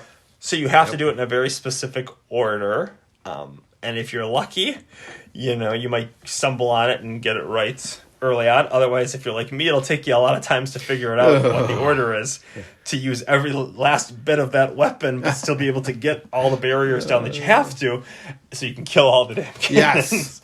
And I think you need either close to a full meter or maybe just a little. I think you either, I mean, for me, I always made sure I had a full meter, but I did see somebody do it where they had like a little bit left, so maybe they did all but one shot. Oh, wow. But that's the biggest area that would be interesting that the Crash Bomber really comes into play for me. Now, I know you can use it on different bosses and stuff. It's not like their main weakness, but it'll do some good damage. But man, here, if you don't have it and you're not ready to use it, you cannot proceed. So make sure it's full before falling into that area. Oh, yes. Any other thoughts on that stage or on that boss? The main annoying thing is if you do not beat it the first time, you have to go all the way back to the beginning, because you have to remember it's going to spawn you in the middle of the stage. So now you have to go all the way back. Yeah. Get the 2, and then, or at least for me, if you don't get it then, the second one, now you have to just die 2 times and then start over to get your meter back up. Yeah. That was what killed me. And I did it so long. Yeah. And this is about 3:30 in the morning when I finally beat this level to go to the final. 3:30. And I had work the next day. So, but I knew I had to get it done. So, because you're like, I'm not going through all this again. Yes. Yeah, absolutely. But funny story is, I'm not even really sure how I got past it, because I knew I had one barrier left. But for some reason, it seemed like its own gun broke the barrier. Weird. So then I could throw the last crash bomber man, bomber, on it to beat it. So I beat it. I had like this much health, and I beat it. So I didn't ask questions at that point. I was just like, okay, we're good. Like, we're good. Yep. Yeah, that's an area that it's nice to have an energy tank on too, just because you can take a lot of damage from those guys. And that was my problem. I didn't have energy tanks, I think, like throughout the most of the game. So yep. I probably should have had more, but when you get through there, yes, and it's a beautiful thing, because now you are going to face Dr. Wily themselves. Yes. Dr. Wily, you have to fight him. The first time you fight him, he has like kind of 2 forms that you fight him in this giant vehicle that he's flying around in. Yes. Just kind of goes back and forth and shoots out at you. Yep. Now, the nice thing about it is that you don't have to just use the Mega Buster like I seem to always want to try on these bosses. You can actually take him down really quickly with Heatman's weapon. You can take his first form down where you have to like break this bubble thing in front of him. You knock that down just by fully charging that fire, and you can take it down really quickly. Other things that you can do are like, Crash Bomb, the Crash Bomber item, if you have any left, which you probably won't. That's the problem. But first, though, we should mention that you have to fight all the bosses again. Oh, yeah, that's kind of a big thing. Because that is a good point. Yes. I'm getting ahead of myself. That's okay. That's all right, because just there's like one giant room, and it has 8 doors, and you have to fight all the bosses that you beat in the levels again. Right. Now, this looks hard, but it's actually not, because you have all the weapons you need. You know all their weaknesses pretty much. Yeah. So you just go take them out one by one, and it's super, super simple. And each time you kill one, they leave some health too. So they if you do took some damage, you're not, They do. You're not like having to try to fight them all on just one health bar. Yes. Nice thing about that too, or an interesting thing about it, I should say, is that this becomes kind of a reoccurring theme in the series. Is that they'll have this, you get close to the end, and then they'll have like that room where you go into one, it'll take you to one of the bosses you fought. You have to kill all of them before progressing to the end. Like Mega Man 3, 4. I think all of them basically do make you fight the bosses twice. And this is the case where you can use Metal Man's own weapon against him. Yes. And take them out very quickly. But other than that, it's just all the same stuff you've done before. And, much easier because you're prepped for it. Yeah. So then, as you were saying about Wily now, you go to Dr. Wily. If you can put the crash bomb, not at the top, but not right at the bottom, but like in the middle, he dies in one hit. Really? Well, he died. The first part of him dies in one hit. I got you. Destroys that whole thing. Thingies yes. Right there. I seen it and I did it, but that is actually not how I beat him. Yeah. I beat him just using the Mega Blaster. Right. That's what I did too. Just use the regular weapon. Yep. And then you can, when he's busted open, you can use you can of course use the crash bomber, or you can just use the Metal Man's weapon too. Yes. So you have choices. And the pattern of his fireball on the bottom is kind of easy actually to understand. Right. And you can get in a read rhythm and react and dodge it enough that he doesn't do much to you. Yes. So once you beat him, then Dr. Wily is not done yet. You think he's going to be done. Yes. But he is not. So he runs away again, because that's what he's good at. And then you follow him, and you end up in like this weird little cavern where there's no music, which was the first thing I noticed about it. Yeah. And you plop down, and so this is like the final little stretch to get to the the end of the game. And there's these little puddles of what looks like blood almost that are plopping down that'll do you damage if they hit you. Yes. And they make a little sound when they hit the floor, but besides that and just your own normal sounds, there's like no music or anything. Yes. So it's eerily quiet to Yeah. kind of set the mood. Yeah. You get past those, and then you finally get to the final boss of the game. You see Dr. Wily, and he's like getting out of his little spaceshipy thing, and he's like all like floaty and weird. And then he, you see like all this kind of crazy stuff happen, and he morphs into what looks like some kind of weird green alien. Yes. So then you're like, okay, this stuff just got real. So he is tricky because he flies around the stage, shoots at you, comes close so he can bump into you. But the really tricky thing about him is figuring out what weapon actually works on him. Yeah. Because you can try your Mega Buster, you can try all these weapons. There's only one thing in the entire game that he will take damage from.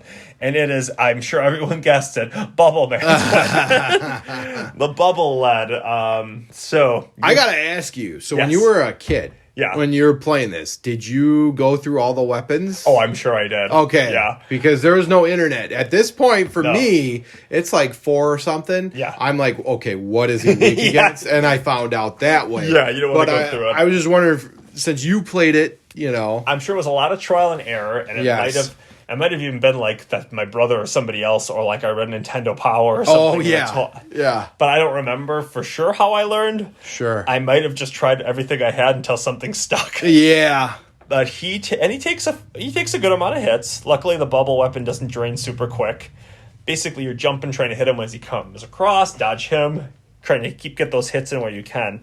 If you're trading hits with him, he will kill you first, so you got to make sure you're dodging him. Yes. Because he still does a good amount of damage. He does. He's got a figure 8 pattern kind of that he does. Yeah. So you get used to it. You get used dodge to him it. pretty good. Yep. And once you've finally taken him down, all of a sudden, well, first of all, you've beaten the game, so congratulations. Yes, congratulations. Yes. Especially with me at 4 something in the morning. Right. Oh. And having to work the next day. Yep. You're like, it's going to be a long day, but dang nabbit, I did it. I did it. Yes, I beat Mega Man 2. Yep. So then you see like the screen, which right now is like all like black and dark, and there's like what look like stars in the background, and all of a sudden that goes away, and you can see like what's actually going on. You got Dr. Wily again, as we talked to him, went through like the plot really on behind like the controls of something, and there's this little ball that's kind of flying around that's showing like the same pattern that the alien Dr. Wily was following. Yes. And you can see that it's all basically some kind of a I don't know what we call it exactly, but it wasn't real. Right. Just a fake image, like an illusion of some kind. Yeah. Yep. So I don't know what was really hitting us with bullets. Right. But anyways, yeah. So then Dr. Wily jumps out and he starts begging for his life, but she loves to do it every game. He's got that, looks like he's bowing down to you thing he does. Yeah. And that's how the stage, or I should say how the game ends. And you go to the ending and you get to see Mega Man walking through all the different seasons. Yes. With some cool music. Yeah, what's the whole point of the seasons? Where he's walking through the seasons? I don't really know specifically why they do it that way, but they start in autumn, winter, spring, and then what I assume is summer at the end where it's raining. I don't know exactly. I just remembered as a kid being kind of surprised by it. I was expecting there to be some big crazy ending, but a lot of Nintendo games too didn't have really intricate endings. That's true. I mean, so they just limited, give you a little extra, whatever there. And that was cool. And the word we were looking for was projection.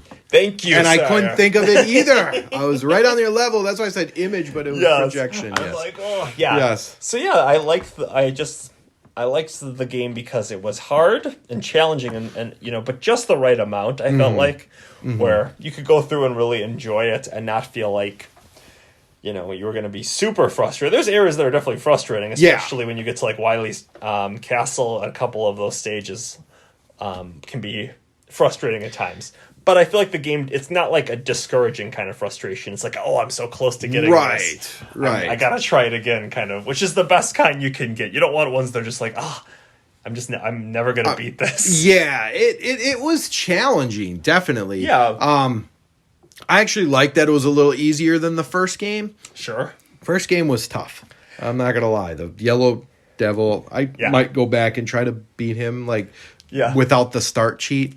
Oh. Yeah, the select start cheat, or the one where you just keep pressing start and it just does so much damage to him. But I was able to beat him legitimately, but I also had the benefit of being able to have save states. Yes, and just keep it going. So instead of I took him on 100 times, but I have to play through all the other stuff to get to him. Yes. So I can't really fault you for using Thank you. that. I totally get that. Thank you. But yeah, I think this game just has a lot of replayability to it because of that, because it's a little bit easier. And because there's different routes you can take and find the weaknesses and stuff. It's a game I can pick up at any time and play through, and when you've done it enough, and if you've done it recently enough that you remember all the things, you can do it in an hour and a half. You could, you definitely could. Once you've done it, once you've played through the game enough and know, yes, and it's still just a fun. It's a fun trip, even when you know what to do, and it doesn't feel like it's super hard. It's just fun. Yes, it really is, and I think what I really enjoyed about this was the risks they took with some new graphics and new enemies, new level designs. They looked really nice, bright, and so I mean that ending was kind of a twist, right? I mean, Dr. Wily's. Yeah, I know. That was pretty cool. M. Night Shyamalan kind of thing. Yes, it really was. Dr. Wily can turn into an alien? What? The only thing I wish they would have had some text maybe at the ending, just to give us a little bit, like the first game did. Yeah. First game gave us a little text. This one didn't really so much. You could see what's happening. Yeah. But I wanted just a little bit more. I understand. Not too much complaints, though. Yeah, I know what you mean. So, I think that some games, and especially in the days of the first, the NES, didn't give us as much, story as we would like. Yes. Some games did really good with it, like a lot of the Ninja Gaiden games did a really good job of being cutscenes and things like that. And some games were so much just action driven that, they didn't give us as much as we would like to really know what's going on. Sure. You pretty much got what was in the instruction manual. Yes. And that's where it ended. And that was about what you got. Yes. So that I can totally get that. Why you would want a little more from there. I guess because the first game did it, so I was expecting the second game to do it. If the first game never did it, maybe I wouldn't even have cared. And then, Donkey Kong Country style, but... Yeah, no, I know what you mean. But it's nice to have a little bit of a narrative to it to kind of explain little things. Yeah. Just as you're going down, so it's not just feel like we're just blowing crap up. Correct. Correct. But I don't know. Do you want to go to ranking time? Yeah, let's do the rankings. It's time for the rankings. I'll let you yes, take the lead, all right. Let's start with sound. What do you got for sound? I have to say this is a game that I've always loved the sound, and it has aged very well. Mm-hmm. So I am, again, very biased. Sure. But I am going to give this game a 9 out of 10 as far as sound goes. I love the music in this game. Yes. The sound effects, are, again, just what they need to be. You don't ever feel like the sound is, too much, or that the music is overpowering the action. Yes. But it's stuff that you'll find yourself humming along to and singing. I mean, just great stuff. So I have to say that the music in this game and what they can do with, you think of this being an 8-bit game and everything, and what they can do with the music and everything in there just really makes the game, take it to another level that I don't think it would be able to reach if it just had kind of, dull or just repetitive sounding stuff. Every stage, like all the music, I feel like ties together really well too. Like you could put it on a CD and I could listen to that bad boy and I'd be like, I feel like it's staying true to the whole feel of the game. So yeah, I guess that's my rating. I give it a 9 out of 10. Very well. Very well. How about you? So at the time that this came out and the uniqueness of the soundtrack and how it's a Mega Man and how it differentiates itself from Mario. Absolutely. I'm going to give it an 8. Okay. I'm not there with you because there are certain game soundtracks that really do stay with me. I didn't give it a 10. That's right. I understand, though. But yes, that part of mine is probably nostalgia, and I will openly agree. And that's totally fine. All I want to say to you is da-da-da-da-da. Yes. It's very catchy, very memorable. Absolutely. Yep. So I'm gonna give my 8 out of 10. I enjoyed it. Yeah. But it's very solid. Hey, you get a B minus, right? That's exactly. Or a B, whatever you want. You're doing good. You're doing good in school. That's right. What do you got next? All right. Next we got graphics. Graphics, another good thing. Now it's always tough with graphics for me because I'm always trying to. I'm torn between like comparing it to like games now, which are hard to do. Yes. But even in its own way, like sprite games of, yesteryear still have a very special place in my heart, especially when done well. Or am I just comparing it to like the time frame or what, came immediately before or immediately after it? Mm-hmm. So I'm going to go ahead and give it an 8 out of 10. Okay. I love the way that they do like the spritey graphics, the way that the Mega Man series, especially for the NES ones, they it stays true. You get to all these different versions of it. They add a lot from each one, but the Mega Man model itself is basically the same in every game. Yeah. And I kind of find that in its own way kind of charming and kind of cool because not a lot of things will try to do that. Like they'll try to do a lot of changing everything around it, trying to make Mega Man, I don't know, have big muscles or give him a 6-pack or something. I like that they keep him there, but they change the stuff around him. Yeah. And I think that they do a great job. Like you said, they add so much to it from the first game. Which the first game I didn't mind the graphics, but this one just adds a lot of extra detail. Mm-hmm. A lot of the robots that they throw in, just even your common robots have a really cool feel to them. Like when we were talking about Woodman's stage and all the different things, the attacking bunny, the bats, the dogs that are shooting fire out at you. Like they all have such character to them. Mm-hmm. They don't feel like they were just kind of half-assed and thrown in there. They feel like they actually have a lot of character behind them and a lot of care was taken with that. Mm-hmm. The stages themselves, I think, are beautiful, too. I love all the different, skylines. I love just the way everything pulls together really well. The bosses are cool. I like that they said they do them in more of that anime kind of style. They really seem like contemporary to Mega Man. They don't just seem like something that's like a complete disconnect. Mm-hmm. So, yeah, I can't say enough about how much I really appreciate what they did in taking it from Mega Man 1 and then adding all these other things while working with a lot of the same kind of bare bones, but really just adding to it and really just using things in different ways. So that's my long-winded way of saying I like it a lot.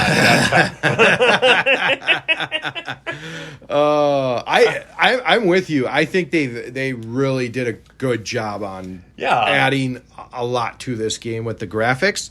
And I love the fact when they threw the dragon in there, because that is totally different than what you've ever seen in a Mega Man game. Absolutely. Before. And a boss on that size, that scale, and done so well and given such personality is pretty cool. Yes, and the alien at the end was kind of cool. It's very different for us NES games. So I got to give props to it. I'm going to give it an 8.5. Ooh, I like that. 8.5 out of 10 for graphics. So very nice. Let's go with story.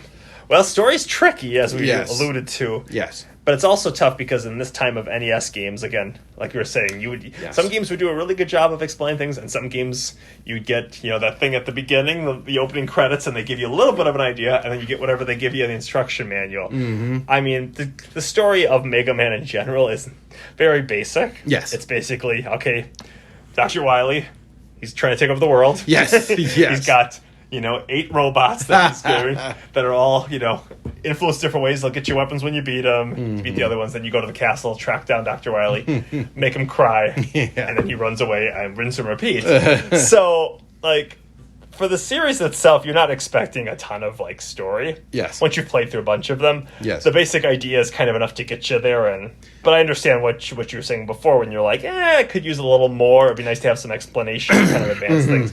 So because of that, and because of the frame it's in, I'm going to give it a 6 out of 10 for story. Okay. It doesn't give you a lot to work with. Right. The very basic bones that it gives you, though, I think are enough to get you to enjoy what's going on, to kind of give you a rough idea, but there's not a lot to it. Sure. It's very very shallow, but it gets you there. So yes. I'm giving it a 6 out of 10, mainly because I like the environment. I like the fact that they're doing kind of what at the time was supposed to be the future. Yes. Although it's 2000XX or whatever when it comes up. I just think that's funny. Or 2000X or whatever. I'm the distant future. But yeah, I like what they do, but they definitely could have added a lot more depth to it and a lot more explanations as you're going along. Sure. If the game was made nowadays, I'm sure that it would have those have some stuff in it. Yep, but, I agree with you there.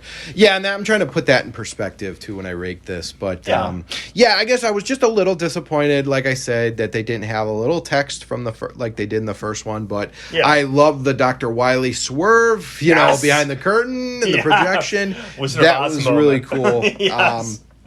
I do like that fact, and it is very basic. You know the storyline going into it. Yeah. It's not a lot, but obviously it's just a game that you pick up and play just to beat the enemies up. Not really for story. So I'm going to go with a 5.5 out of 10 for the story, and that's not really a knock. It's just not really there. So. Don't look at it like it's a bad story or anything like that, because it's not. It's a very well thought out. I mean, it's not really a thought out, but it's just it gets the job done at a minimum basis. Exactly. So I'm going to give it a 5 point. And as a kid, you didn't have to give me a lot of story to want to go, shoot some enemies, blow some stuff up, all that good stuff. Exactly. Point me the direction of the dragon. That's right. That is right. But I'm totally with you. Yeah. So let's go to difficulty. So it's interesting because as tough as Mega Man 1 was, Mega Man 2 definitely takes that down a significant notch overall. There's still some tough areas, as we were talking about, especially when you get to Dr. Wily's castle. You have a couple of really tricky bosses. The ones where you have to use the crash bomber stuff is especially tough. That room with the cannons hiding behind things. But a lot of Mega Man games in general, from top to bottom, really are about learning. Yes. A lot of trial and error, a lot of dying a lot to figure out, what do I have to do to get through this? Yep. What are the patterns that I need? What weapon do I have to use here? That kind of thing. So it definitely still has its difficulty. When you've played it enough, it feels a lot easier because you've gone through it. But if you're going through it for the first time, I could see this game still feeling very difficult to people who are just giving it their first go. I think that's true of pretty much every Mega Man game you'll play. So I'm going to give this game a difficulty of 6.5 out of 10. I think that it has its tough moments. Again, it's hard for me to be completely unbiased because I've played this game so many times that a lot of it is second nature to me at this point. Yeah. So I probably would rate it a little higher if I didn't have that experience. But I'm going to say 6.5. It has moments that are tricky, and then it has a lot of moments that over time become a lot less tricky just because you're familiar with it. Yes. It's almost like you pick up the level and you just Right. know by the back of your hand now. So it's like, you know like what you riding need to a do. bike. Exactly. I would say, I can't remember what I rated the first game, but I would imagine it had to be either a 9 or an 8.5 at the very least. So I think this game definitely tones it down. Yeah. You have more weapons at your disposal, which definitely helps, but the game was still tricky. So I'm going to go... It might sound a little weird, but I'm going to go in between a 7.5 and an 8. I'm going to go a 7.75. Oh, gotcha. Yep. 7.75 for the difficulty because a little easier, but still hard. So yeah, and I think that even with the difficulty, it gives, like, again, we were talking about it before, but it gives you a lot of options where you might want to try things out differently in the future. And you can kind of set your own difficulty in your own way. First of all, you have the two settings on the game where you have the normal, add some extra stuff, or you have the difficult. And you can also make your own little challenges. Like, do I want to try and take this boss down that I always take down with this weapon? Do I want to try to take him down with just the Mega Buster or something? Yes. Take things in a weird order. You can always make things more difficult as you want to, too. If you start to feel like, I want to do something crazy. And you can still find challenges in that. Yeah, no doubt. No doubt. And that actually leads us to our next one is replayability. I know. I almost started talking about replayability. I'm like, I got to wait for my cue here. Again, it's a funny game because so many games that I would think of as having higher replay value are games that are like RPGs or things where you can like customize all this different stuff. But but then I think of games like this, or I think of games like Super Punch-Out, where I know what I'm doing. I've played it so many times, but yet there's so much fun in going back and playing them over and over again. Right. That it gets a strange kind of replay value in that own thing, that it's just a relaxing thing to jump into and play. It's like familiar that way. This game, again, we were talking about, you can make your own challenges. You can take bosses down in different orders. You can start, and try to use different weapons against different bosses. There's a lot of playing around with that. So because of that, I give it a pretty high replay value. I would give it a 7.5. I think that you can do a lot with the game, even after you've beaten it. It's a game that you can come back to and always find new things. Like I said, I've learned new things on this playthrough, these couple last playthroughs that I hadn't known 20 years ago. Hitman's weapon can charge. I never knew that. What a world we live in. But yeah, there's always new things to find, and I just like to hear those good old tunes jamming while I'm taking down some robot baddies at the same time. So 7.5. Replayability. I think there is a lot of stuff you can do, and I think it's different than your normal platformer where you pick your own way. Yeah, at least to start the game. Choose your own adventure. Way. That's right. Also popular around this time. That's right. And that's what I really do like about it, and that's where I think you do get the replayability, and you can. You can use different weapons against different enemies and all sorts of stuff. So I'm going to go with you there. 7.5. I think that's definitely it. I mean, it's not the most replayable game ever. Yeah. But definitely you're going to want to try to do some other things that maybe you didn't like that you did the first time. Right. Or second time or whenever. Exactly. And it's a game, especially for this genre, it's a game that being that value is pretty high. Yes. And also it's a game that you can just, once you've played through it a couple times, you can pick it up really quickly and just jump right back into it. Yes. And just kind of screw around with it and have fun. There you go. Just isn't that what it's all about? Yeah, that's right. All right. And that leads us to our last topic. Yes. Our last score, I should say. Overall. Yep. Yes. Overall is always a tricky one because sometimes being lower in a certain catalog difficulty might actually make the game better. Yes. To some degree, or it could make it worse. Depending, you don't want a game that's too easy. You don't want a game that's kicking your butt and making you cry in the corner in the fetal position. Yes. But because of this game and it's, again, I've gotten so much replay value over the years. I love the design. I love the improvements they made. I can even appreciate it more than I could back then now that I've played the first one and played all these different ones in the series. I mean, it just really holds up well to the march of time. So I'm going to give it overall an 8.5. I really love the game. I played it a bunch recently, and I feel like I could pick it up tomorrow and still have as much fun as I've had, playing it these last few times or 10 years down the line. It's a game that I'm always going to come back to, and I can't really say enough good things about it. So I'm going to stop talking so that my friend here can get a word in edgewise. No, that's totally fine. Totally fine. Yeah.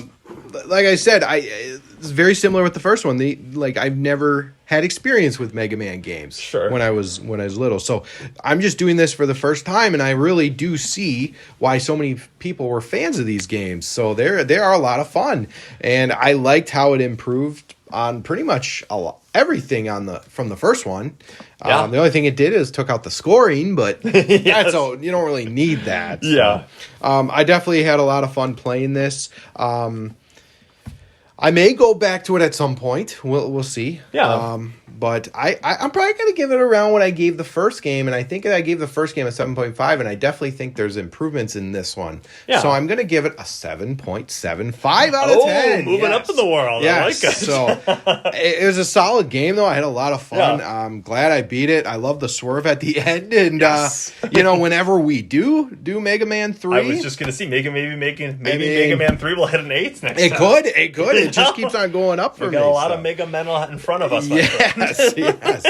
So I'm very excited for the next one when we do decide to go down there. But if you haven't played Mega Man 2 or Mega Man 1, I highly recommend both of them. Yeah. Although if you're picking, you might want to start with Mega Man 2 because again, it is easier than Mega Man 1. Yes. But I would highly recommend both games. And both again, very good. Yeah, and again, if you want to know more about our Mega Man 1 experience, check out our podcast on that bad boy, our post. Yes. You will be hopefully entertained, and you will find a new appreciation for anything Mega Man. Yes. First off, hit the subscribe button so you get new updates when we come out with new videos. But yes, go back, listen to Mega Man 1 if you're interested in this. And any of our other classics. Yes. Speaking of which, we should probably tell what we're working on next for anyone who's waiting with bated breath for what we're going to be doing in next game. Exactly. We did bring it up, I think, a couple podcasts ago that we were going to do it. Yes. But we never really fully committed to it. Right. We played a little bit. Because we were kind of rushing through the series. We kind of probably should have done other games. Yeah. So we decided that we are going to do Donkey Kong Country 3 for the Super Nintendo. Is correct. Yes. So we are really going to do Donkey Kong Country 3 now. Yes. And again, if you guys are looking to experience all of our trips through the land of Kong, we do have Donkey Kong Country 1 and Donkey Kong Country 2 available for listening, so feel free again to subscribe and catch up on those antics, because we will have Donkey Kong Country 3 coming your way before you know it. And we're going to complete the Super NES trilogy. Exactly. So I'm really looking forward to this. Absolutely. I'm not expecting it to be as good as 1 and 2. Sure. But I think there's going to be a lot of cool stuff in it, though. Absolutely. So, just like, so many games when you play through a series, there's a lot of things that they add on and different ideas that may not have been fully explored in the ones that came before it. So I'm optimistic. Yes. I am, we played a little bit of it, so we did. I like what they've done so far, and we'll see how it all comes together. And we'll see how many nights we have where we're screaming at it because we're like, that was cheap, because Donkey Kong Country games, they can be pretty tough. Oh, they can. They definitely can make you irritated, especially when we're doing what we're doing is 100% and or 102% or whatever the numbers up to. Now, exactly. Dalmatians or whatever they're doing now. So there's Donkey Kong Country 2 had its definitely his difficulties. So absolutely. So we're hoping that experience has got us ready for this one. Yes. But stay tuned so that we will have that dropped as soon as we can. Yep, exactly. Which could be a while. But we hope not. But we're hoping not. We're positive thinking for this new year here. That's right. So we hope that you enjoyed this episode. Yes, absolutely. Again, if you liked it, feel free to like and subscribe. Comments too. Much appreciated. Yeah, absolutely. Yep. So for Matt and Travis, we will see you next time. Retro Review Crew out.